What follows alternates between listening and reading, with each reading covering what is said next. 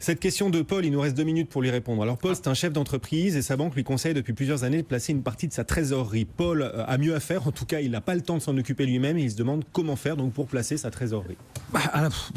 D'abord, si Paul a confiance en son banquier, qu'il continue à travailler avec son banquier, je pense que si son banquier lui explique depuis plusieurs années qu'il faut le faire et qu'il ne l'a pas fait, c'est que le banquier a peut-être pas trouvé le bon levier ou la bonne méthode.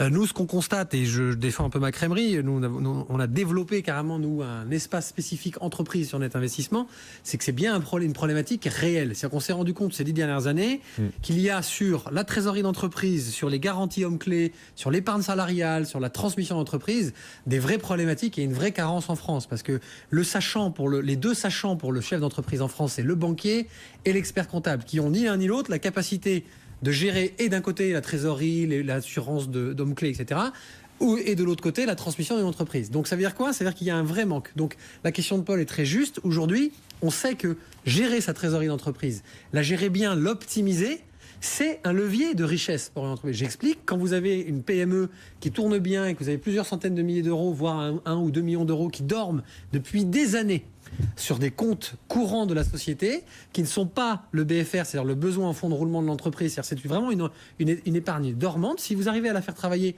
1, 2 ou 2,5 ou 3% par an, d'un point de vue structurel, ça représente très très vite des montants très élevés qui seraient des richesses supplémentaires.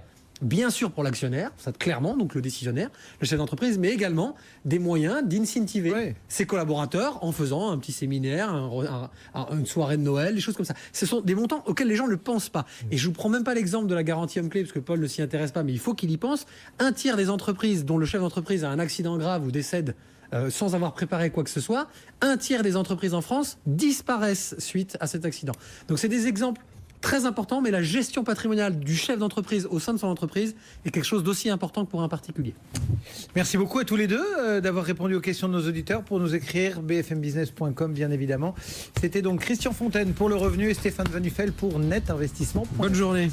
À bientôt et bonnes vacances à Christian qui ne sera pas là lundi prochain exceptionnellement. On vous attend de pied ferme dans 2 semaines alors. Et musclez votre épargne, Christian. Alors. Dès le 1er euro disponible dans toutes les bonnes librairies. Ce livre sur l'épargne qui sort et qui va changer la donne, vous allez voir.